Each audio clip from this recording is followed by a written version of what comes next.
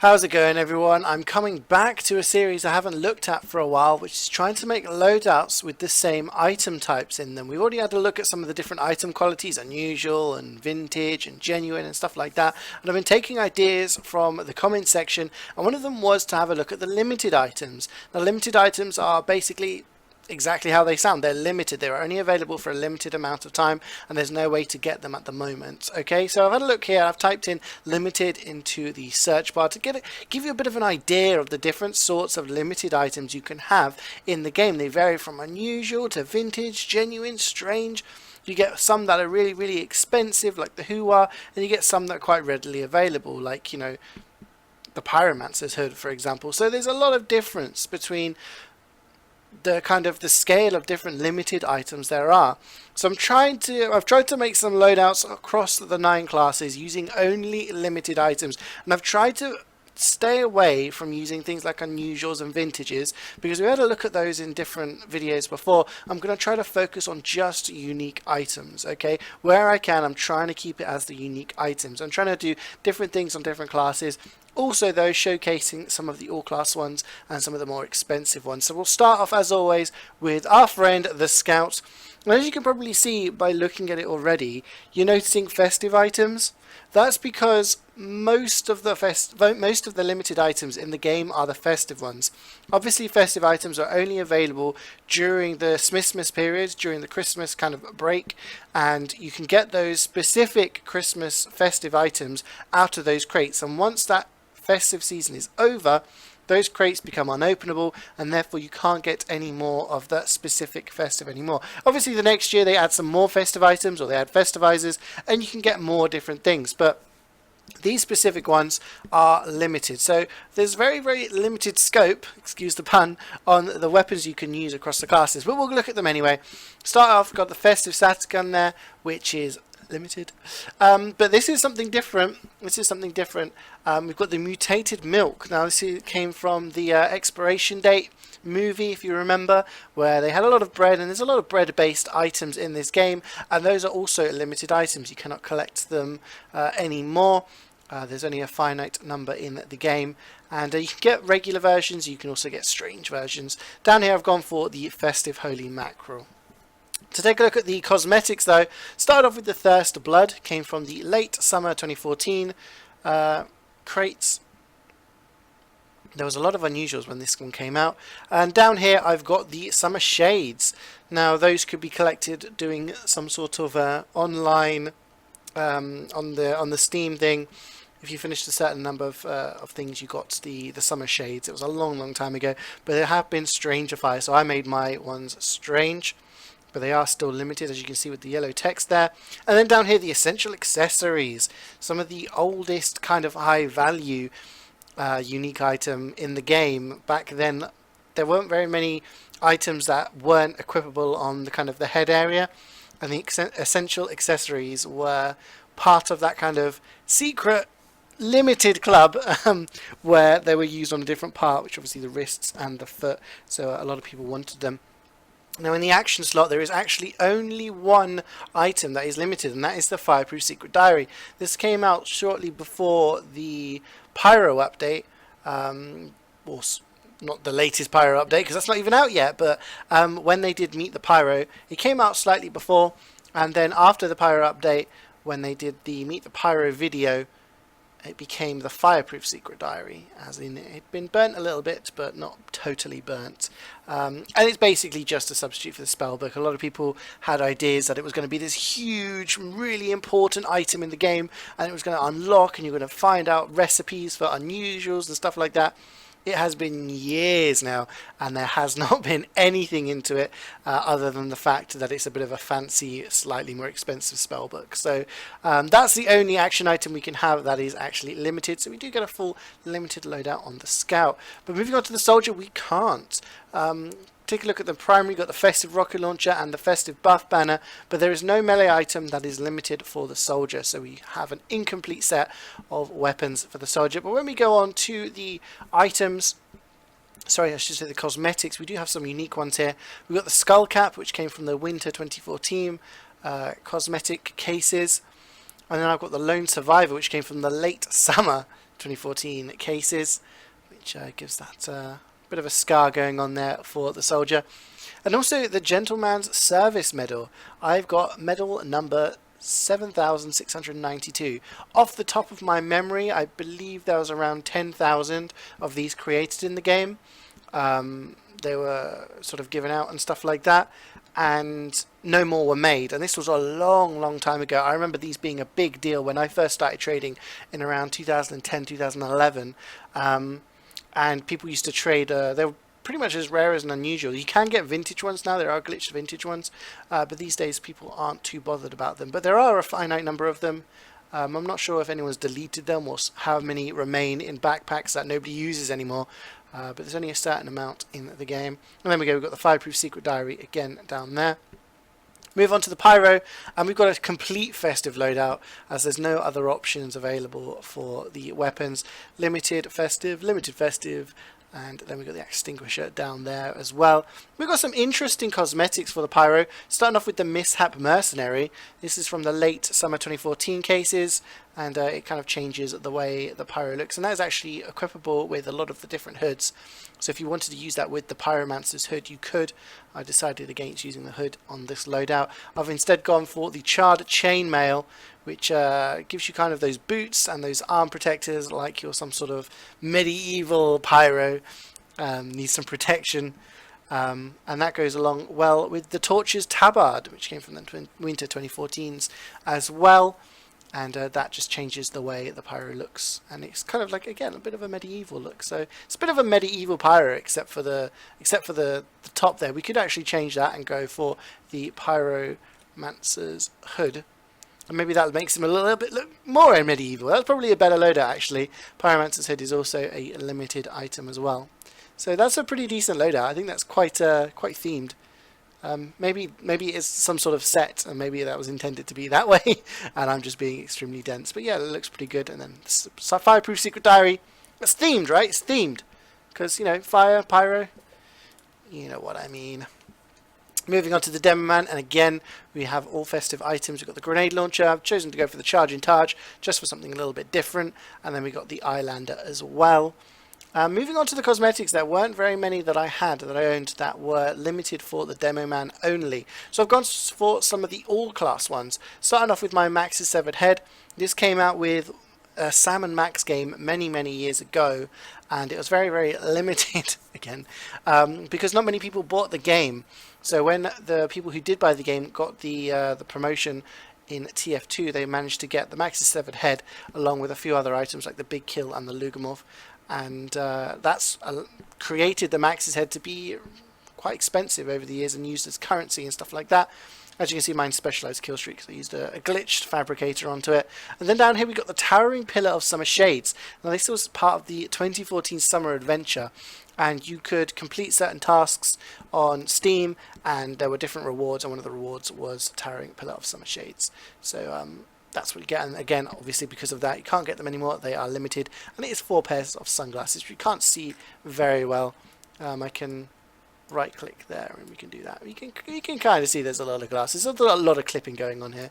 But there we go. And then down here I've got the Man of the Seven Seas, which is from the late summer 2014 cases, and it just makes him a little bit more of a pirate. This is a bit of a messy loadout, not really much kind of correspondence going on with the different items, but hey, they're all limited. It's a complete limited loadout, which is what we are trying to do. And again, the diary down in the action slot.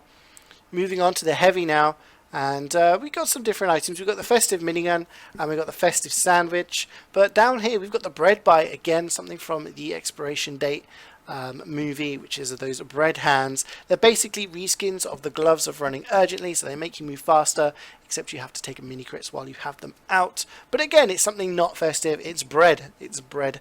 But over here we've got the Dealer's Visor. Which is one of the very old things. Came from, you know, Poker Night at the Inventory. Very old hat. Then down here we got the Unshaved Bear from late summer 2014, so a few years old now, and that gives him that nice beard, a bit of a bald head going on. The Dealer's Visor kind of blocks it. You got that angle. Can't tell that he's balding on the top there. And down here we've got the Tux. Now the Tux came out if you basically, okay, a little bit more history, I suppose. The earbuds were added into the game when people played on TF2 using a Mac. Okay, so if you were running a Mac, you were running OS X, then you were able to get a pair of earbuds into the game. And later on, when the Tux was added into the game, that was if you logged into the game using Linux or Linux. I'm not sure how it's pronounced, but hey. And I remember wanting one of these desperately because there's a lot of attention being given to it. These are going to be the new earbuds. They're going to be used as a currency, and you got to get your own, and then you got to trade for them. And I spent ages trying to set up a virtual machine on my computer in order to get the Tux, and eventually I got it. And since then, years later, it is still not tradable. So again, like you said, they are limited. You can't get them anymore. They're only available for that short period of time, and you can't actually trade for them as well. So if you don't have one, there's no way of getting your hands on one. And there are different styles. As you can see here, here's a little penguin on his butt. We can zoom in and we can change the style.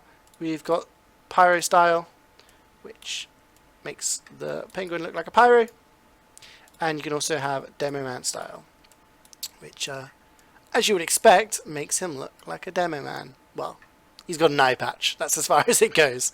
And then we've got the fireproof secret diary down there as well, but some different items there for the heavy. Going on to the engineer, as always we have problems with the engineer because he's got 4 different item slots when it comes to weapons, but they're all festive ones when we can fill them. We got Frontier Justice, the Wrangler, and the Wrench, and there's no different PDA because the only different PDA is a strange one. There's no chance of having a limited one. Moving on to here though, I've gone for the Genuine Aperture Labs hard hat. It is genuine. Obviously it came from doing I believe it was doing some sort of online challenge on Steam, and if you're able to do enough of them, you got the potato hat, which is what people call this hat. It's potato hat. Obviously it comes from Portal because you've got the potato and all of that. It's that kind of theme, perhaps, I don't know, but basically yeah, it came out and it was in the genuine format, but it is a limited item. Moving down here, we've got the barely melted capacitor. Now this is linked in with the Fireproof Secret Diary, because whereas the Secret Diary, it was a random drop, so was the capacitor, and a lot of people assumed and had ideas that the capacitor and the Fireproof Secret Diary would go together to create, you know, some sort of recipe or some sort of thing that would unlock more stuff in the future. But in the end, after the Meet Your Pyro video came out, it became a barely melted capacitor. You could equip it as a cosmetic. It doesn't really do anything, just like the Fireproof Secret Diary. It's just, you know, it's just another cosmetic. It's just something else added onto the loadouts. So maybe a missed opportunity there. Maybe Valve had different ideas for these 2 items back in the day, and they just couldn't settle on an idea, and they've just kind of left them to just become another item in the game. Down here, this is a strange item, but because I don't have a unique version, it is the Hillbilly Speed Bump. There's a little kangaroo there in his pocket. The engineer has a lot of different animals that he can fit in his pockets. He is very animal friendly, and this is from the late summer 2014 crates, and yeah, it's another limited item there. Onto the medic now. We got a full festive loadout here. It's actually the loadout I use on my medic most of the time, except I have the strange versions. I've gone for the unique versions here. I've got the crossbow, the medigun, and the ubersaw. Obviously running the unique versions, if you wanted to do a complete festive or a complete unique loadout, these versions are cheaper than the strangers, so they're easier to get your hands on. Moving on to the cosmetics, we've got some all-class ones here. We've got the Bill's hat. Now the Bill's hat came really long time ago, associated with Left 4 Dead. Obviously if you played Left 4 Dead, you know about Bill in Left 4 Dead 1. He was one of the characters in Left 4 Dead, and if you pre-ordered Left 4 Dead 2, I think if you pre-ordered Left 4 Dead 2, then you got your hands on the Bill's hat. Now Bill obviously isn't part of Left 4 Dead 2, there's different characters, and we won't go into reasons in case anyone hasn't played the game yet and doesn't want to have spoilers, okay? But anyway, you can get Bill's hat left for you. That's maybe a little bit of a hint of Bill's fate. But yeah, again, these were rather limited. Not many people got their hands on them. So because of that, they also became part of a currency as well. There was association between keys and Bill's hats and earbuds. So when people said, you know, a hat was worth 2.5 earbuds, usually that half meant either 5 keys or a Bill's hat. You know, it was used as part of the currency. As obviously times have changed, Bill's hats are worth a little bit more now than, you know, a regular hat, but they're not worth as much as they used to be in comparison to when they were actually used as a currency. But I've painted mine Zephaniah's Greed, which is that green colour. That actually makes it look like Bill's hat from Left 4 Dead. Down here we've got the earbuds, the infamous earbuds. Mine are level 99. As you can see, it says OSX represent. These were originally handed out to people who logged in using a Mac, and they actually do they did have an effect of, the ear sounds, coming out of the ears. I'm not sure if they actually do that anymore. But yeah, these were very, very limited, and people saw the fact that they were not very numerous in the game to use them as a currency and use them as a kind of valuation of different items, such as unusuals, mostly unusuals really. And it was just an easier way until they crashed and people just didn't use them as a currency anymore because they became far, far cheaper. And you can pick them up for a few keys these days, as they are pretty much just used as another cosmetic. But down here, I've got another little pocket buddy, and it goes in the top bucket here. If I change the weapon, you can get a better idea. You can take a look at the little heavy there. It is the pocket heavy. I've used this a lot on my medic, so I've got quite a lot of points on it.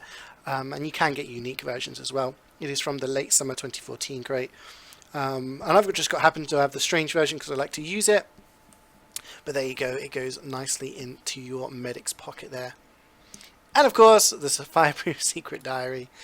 2 more to go. We've got the sniper right now, and he is one of the two that, well, the 2 so far that we've seen that can't have complete weapons from limited options. Now we've got the sniper rifle from the festive collection, but also we've got a bread thing here, the self-aware beauty mark. You can't get strange versions. This is the unique version, again from the expiration date movie, and it basically just acts as a different Jurati.